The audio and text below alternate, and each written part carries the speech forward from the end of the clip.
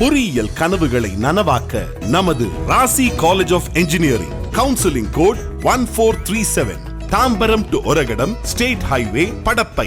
சர்வதேச விண்வெளி மையத்திற்கு செல்லும் முதல் இந்தியர் என்ற பெருமையை சுபான்ஷு சுக்லா பெறவிருக்கும் நிலையில் அவர் மேற்கொள்ளவிருக்கும் பணிகள் என்ன என்பதை விவரிக்கிறார் செய்தியாளர் பாலவெற்றிவேல்.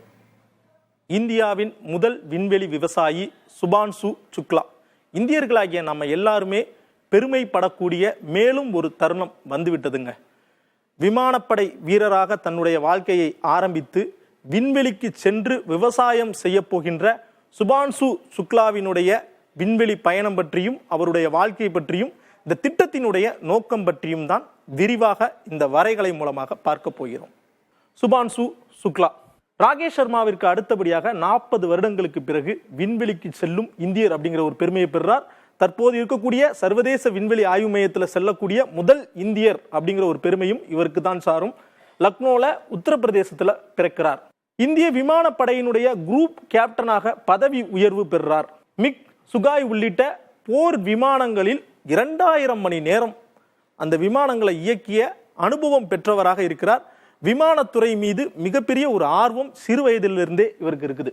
2019 இந்தியாவினுடைய கனவு திட்டமான ககன்யான் திட்டத்திற்கு விண்வெளி வீரராக இவர் தேர்வு செய்யப்படுறார்.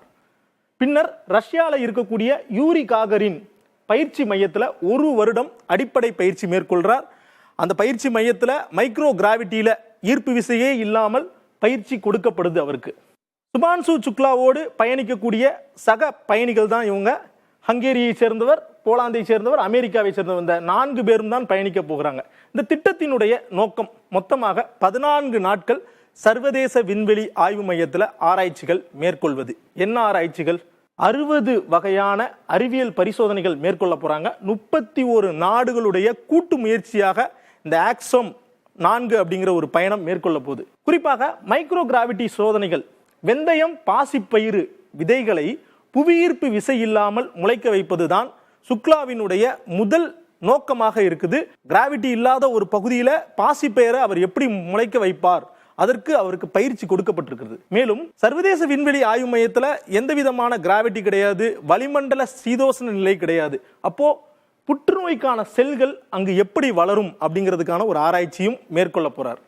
நுண் பாசிகள் மற்றும் உணவு தொடர்பான ஆராய்ச்சிகள் ஆய்வுகளும் மேற்கொள்ள போறார். இந்திய உணவுகளையும் அவர் கூட எடுத்து செல்றார்.